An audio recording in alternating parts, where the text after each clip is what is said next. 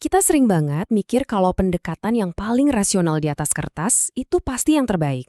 Tapi ternyata di dunia nyata seringnya malah salah kaprah, apalagi kalau urusannya soal uang. Jadi tujuannya itu bukan buat jadi robot yang 100% rasional, tapi cukup jadi manusia yang wajar. Kenapa? Karena ini lebih realistis. Dan yang paling penting ini ngasih kita peluang lebih besar buat bertahan dalam jangka panjang. Dan dalam investasi, bertahan itu adalah segalanya.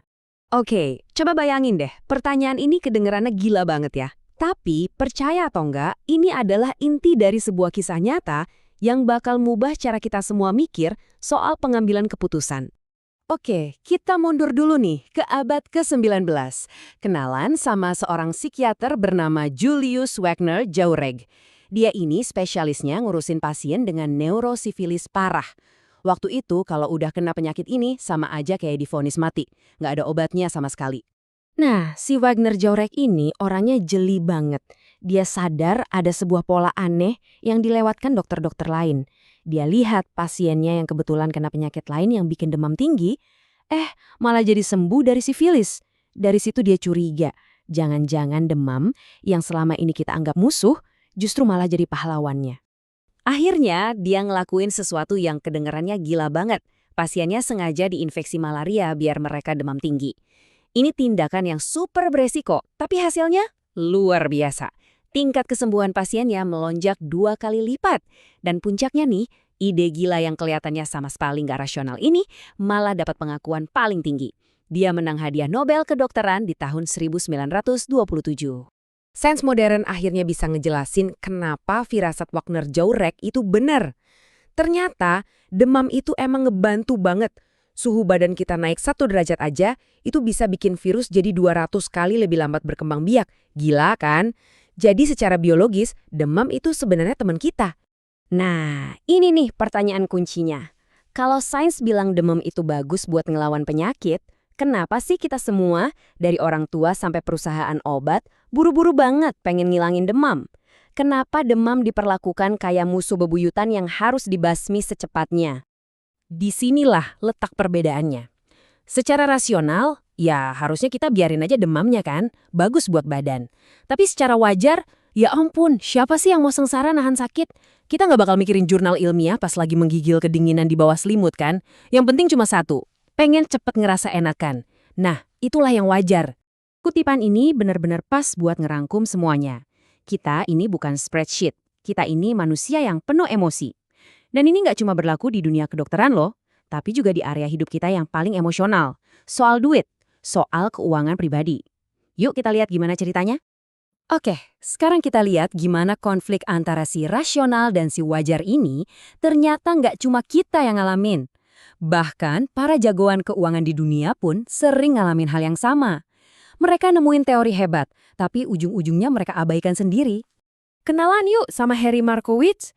Dia ini bukan orang sembarangan, pemenang hadiah Nobel. Dia yang menciptakan teori portofolio modern.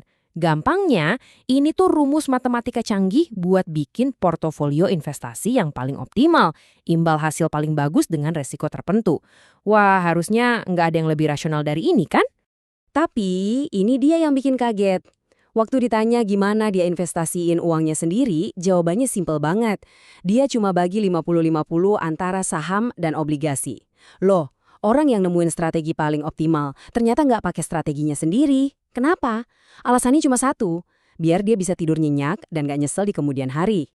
Nah, ini contoh yang sempurna. Markowitz itu nggak lagi ngoptimalin spreadsheet, tapi dia ngoptimalin emosinya sendiri. Dia nggak milih strategi yang paling rasional, tapi dia milih strategi yang paling wajar, strategi yang dia tahu bisa dia jalani terus-terusan tanpa stres. Ini konsep yang penting banget. Banyak nasihat keuangan itu benar di atas kertas, tapi nggak wajar secara konteks. Kenapa gagal? Ya karena nasihat-nasihat itu lupa kalau kita ini manusia, punya emosi, punya rasa takut, dan yang paling penting, pengen bisa tidur nyenyak. Coba deh kita lihat contoh yang lebih ekstrem lagi. Ada penelitian dari Yale yang bilang secara rasional, investor muda itu harusnya pakai utang buat investasi. Jadi tiap $1 yang mereka punya, mereka pinjam $2 lagi buat diinvestasiin. Tujuannya, biar pas pensiun nanti mereka bisa jauh lebih kaya. Dan angkanya di atas kertas emang menggiurkan banget. Mereka ngitung, kekayaan di hari tua bisa 90% lebih tinggi. Wow, secara matematika, ini jelas strategi yang rasional dan superior kan? Tapi di dunia nyata, ceritanya beda. Kalau pasar saham anjlok 50% aja, semua uang kamu bakal ludes. Nol, habis. Coba bayangin, siapa sih orang waras yang sanggup lihat tabungan pensiunnya hilang semua dalam sekejap, terus tetap santai ngikutin rencananya? Nggak ada, mustahil. Jadi, strateginya benar secara teknis, tapi 100% nggak wajar. Oke, jadi kalau jadi rasional sempurna itu bukan tujuan utamanya, terus gimana dong cara kita menerapkan pemikiran yang wajar ini ke investasi kita? Gimana caranya melakukan hal yang salah justru bisa jadi benar? Yuk kita bahas beberapa contoh praktisnya. Kalau ngomongin investasi, faktor paling penting itu sebenarnya cuma satu, waktu. Peluang kita buat dapat untung itu naik drastis seiring berjalannya waktu. Makin lama kita bertahan di pasar, makin besar peluangnya. Makanya strategi apapun yang bisa bikin kita tetap bertahan, itu udah punya keunggulan besar, meskipun strategi itu nggak optimal menurut buku teks. Artinya beberapa kebiasaan investasi yang sering dicap irasional sama para ahli, sebenarnya bisa jadi sangat wajar loh. Mungkin kita lebih suka investasi di perusahaan dari negara sendiri yang kita kenal. Atau bahkan sengaja investasi di dana perusahaan anak kita. Mungkin itu bukan pilihan paling optimal, tapi kalau hal itu bikin kita nyaman dan berani buat investasi, kenapa enggak? Hal-hal kayak gini tuh ngasih kita daya tahan emosional, kekuatan buat nggak panik dan tetap bertahan pas pasar lagi gonjang-ganjing. Sebagai penutup, kita lihat contoh pamungkas dari seorang legenda, Jack Bogle, pendiri Vanguard. Dia ini kan dewanya investasi rasional yang murah meriah. Seumur hidupnya dia ngajarin itu. Tapi, bahkan seorang Jack Bogle pun pernah melakukan sesuatu yang kelihatannya irasional. Apa yang dia lakuin? Dia naruh sebagian uangnya di hedge fund aktif dengan biaya tinggi yang dikelola sama anaknya sendiri. Ini kan kebalikannya dari semua yang dia ajarkan. Loh kok bisa?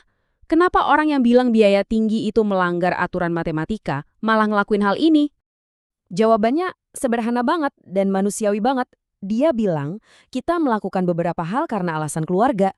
Kalau itu nggak konsisten, ya udahlah, hidup memang nggak selalu konsisten. Itu wajar.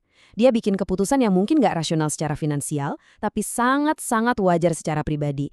Dan ini rangkuman yang sempurna buat semua obrolan kita hari ini. Jadi, pertanyaan terakhir buat kita semua, tujuan kita itu mau jadi spreadsheet yang sempurna tanpa cacat, atau jadi manusia yang wajar, yang bisa konsisten sama rencananya dalam jangka panjang? Karena pada akhirnya, strategi terbaik itu bukan yang kelihatan paling keren di atas kertas, tapi strategi yang beneran bisa kita jalani hari demi hari di dunia nyata. Nah, itulah bedanya antara menjadi rasional dan menjadi wajar.